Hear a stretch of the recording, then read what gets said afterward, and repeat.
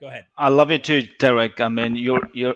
There is a reason why I call you champ, and I hope our relationship continues despite the whispers of the devil. Okay, so let me just break up by saying a lot of the things that Muslims bring to the table to discuss theology and religion, they are medieval. They are opinions framed by medieval scholars. There's a reason why the Quran says Burhanum min Rabbikum.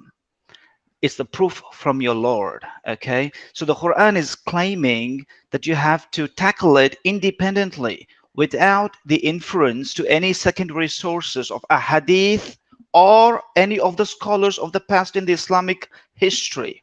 Okay, so the Quran is calling people to tackle it independently as a source of information that can be confirmed or falsified. All right. Okay, so So we have pause to right give the there. Pause, credit.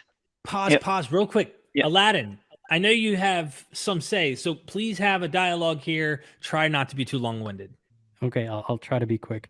Um, so I'm And always just interested. before he goes on, I Yeah. would request Derek to please bring me on with Aladdin or anybody else to make discussions like this. I'm available, champ. I'm Okay. available to come on your channel and talk to people. Okay. Thank you. Okay. Go on, Yep. please, Aladdin.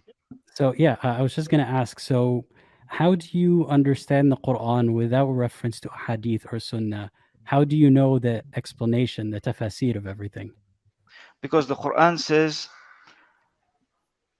it is a self-explanatory book.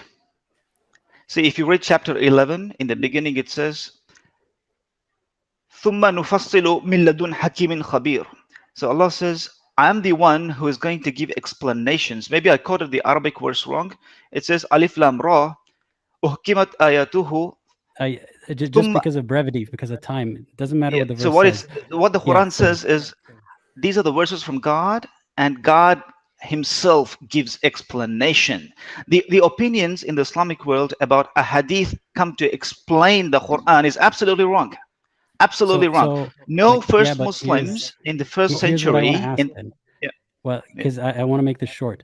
So got what it. you said is a quote to say that God explains things, but I'm talking Yeah, about in reality, right? We have a book, we have stories that are missing huge chunks in the middle. We don't know the context, Surah Al-Kahf, Musa and Al-Khidr. The story starts from the middle. The guy lost a fish. It doesn't really even talk about what's the fish, what's it about. How do you know this background information without having the hadith? the Aside from the Quran. Quran saying that it's Yeah, okay, self-explanatory. I got it. The Quran Mhm. makes anecdotal points with in giving you a lesson. All right, so the Quran briefly makes a point, and that point is sufficient to to give a lesson, whatever God intends to give a lesson. So the Quran, actually, the this any of the stories, even the story of the fish, there is sufficient guidance there. You don't have to look for additionals. You don't have to go and prod the Bible to pull out the story of Moses and try to explain it. You don't have No, to. like Whatever the I Quran can gives the information, I have that to is comment on sufficient that. to make a point. Yeah, go That ahead. is not exactly true because the moral of the story had nothing to do, for example, with the fish in Surah Al Khidr. Sorry, with the story of Al Khidr. The fish had nothing to do with the moral of the story or the events that No, were more. Yeah, but here's my point. If yeah, go God ahead. brings up a fish with no context and you don't have the hadith to tell you what the point of the fish is, then it doesn't serve the moral of the story. It doesn't serve anything. It's not even a good storytelling device if you don't know what the No, fish no. is. Hang on. I have never investigated the hadith of about this fish. I have studied the story. I'm a translator of the Quran in modern English right now. I'm writing a commentary on Mhm. it. I find it as sufficient. I don't feel the need to go and look into the hadith of what this fish is all about. To me, the story makes the meaning. The problem is the Quran is a book that you have to study. I mean, it requires like a detailed study, like pondering, Like reflection. I get You that, but can't you can't read the Quran once and you can say, "Oh, I got it." No, I you have wonder not got why do it. I keep hearing that Okay. from a lot of Muslims? Because no one Mm, here said that I read the Quran once and I understood yeah. or Okay. claimed to understand it. What I'm saying is, Yeah. if I write a story, right, in the middle of my book, I mention a fish, and the fish doesn't have Okay. anything to do with the moral of the story. And as the No, reader is confused. certainly It- not. Certainly not. It's not dictating the moral of the story, but what the point that it makes is the fish. The point that the fish makes is Musa continues with his servant, Mhm. and the servant then reminds Musa, say, this is what happened, okay, with the fish. It just took its way to the sea. So Musa says, why didn't you tell me? That's the point we are supposed to be going. That's our destination, because that's where we are going to meet this person. So that's the role of the fish taking to the sea. You don't have to investigate more on this fish in No, I mean, any of the hadith. if I told you The, a story, the role Yeah. of the fish, it was just to point out that that's the destination where they have to wait for this to meet this man.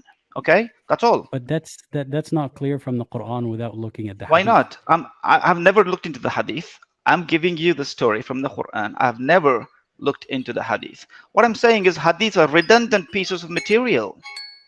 They're redundant. Gentlemen, And Oh, if you time is guys, up.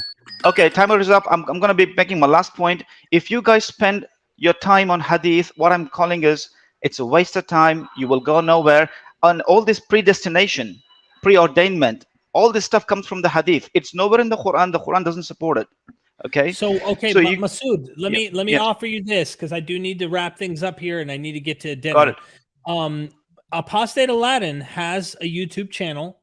He does live streams, call-in shows, also where you can come on and have I conversations. have sent him emails previously, but I got no response. Yeah, Well, sorry, just- I I've don't sent- check my emails very often, but I do have those Yeah. live streams every couple of weeks. So I'll post about it on my community posts, and then you can 15 minutes in advance. I put the live link, the StreamYard link up. So you're welcome to join the next one.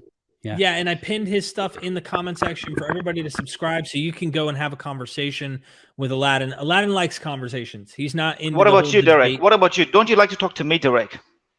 I'd rather have ex-Muslims, honestly, talk to Muslims, and the Derek, reason, there is some hard reason stuff that I want to talk with you. Okay, well, maybe someday, but I'm trying to do this, and the reason why is oftentimes you hear people who will say, well, you don't even know what Islam teaches, you were never a Muslim, so they have this advantage in that kind of way in a conversation. Look, I come from it completely secular. Like, my whole investigation of Islam from the beginning is from a non-believing, secular, historical, critical method. I'm looking at this Yeah. saying, let me look at this and see, did man make this? Is this man-made? My Sure. investigation leads me to see it looks very man-made. Now, I know that you don't believe that. I understand. I know you think there's scientific miracles, but that's why I'd rather someone who knows Arabic, because how many times have I sat there and had people go, you don't know Arabic, you don't know what you're talking about. And then they're talking about a text that I can't get behind. I'm not able to investigate it, and I never was a Muslim. So I try to be fair, and I think it's important that Muslims are able to conversate with ex-Muslims, because honestly, you're probably not considered even a Muslim to many Muslims. Absolutely, I got the point. Yeah. I absolutely got the point. That's the reason why I Yeah. am like not allowed in the community. No, I'm not in the Facebook of Muslim community because they throw me out. The problem is, Champ. I call you Champ for a reason. If the Quran or the Bible or any other religious text, if it is false, let us prove it false and let us call it a day and let us give up religion. I'm for it. But if they have substance, if there is truth in it, it is a risk that we collectively cannot afford. That's what I'm saying. exactly My what the point is, Christians my say, point though. is, That's- my point is, if there is truth in the scriptures, if God is real, we cannot afford the risk of burning in hellfire. Okay, but if it is false, if it is man-made, let us prove it. Let us falsify it, and let us be champs like you are to get rid of religion from the world.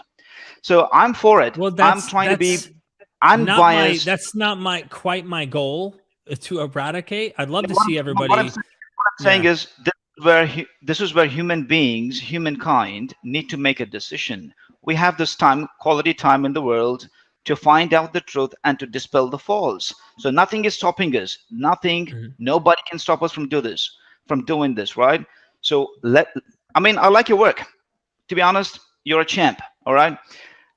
We will do it as respectable as possible, as fair as possible, and I'm for it. I'm not here defending Islam just for the reason that I'm a Muslim or I was brought up a Muslim. Look, I have not been going to the mosque 4 years now. I've not taken my kids to the mosque. My little kid never went to the mosque. Okay, there's a reason for this. I mean, I've got a history with the Muslim community. I don't like them. All right, to be outright, I don't like them because they don't like me. All right, I've got nothing to do with them. All the reason why I'm a Muslim is because of the Quran. Okay, it's because of the scriptures, the Bible, the gospel, the teachings in there. Maybe someday. So what I might do with you, Masood, because I don't debate. Yeah. Okay, let me just put this very clear. I don't want to debate you. I can discuss. Thank you. We can discuss. As long as we have a discussion, okay? Absolutely. And number two, if you really, really, really want to talk to me, I'll get prepared. Mm-hmm. My angle is going to be: are there antecedents? Are there legends and myths in the Quran? Okay. Sure. Now I'm going to approach it this way because if the stories in this are just stories, you could still say there's truth there. Yeah.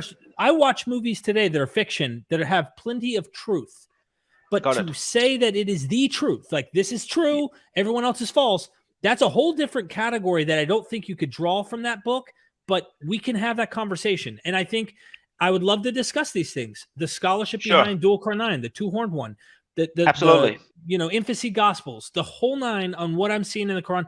I'd love to have a conversation about that. And some of the reasons that for me, I see it as man-made, and then you could tell me, and we'll have a conversation why you think it's God, why you think that Muhammad really got this as divine. Okay, I love it.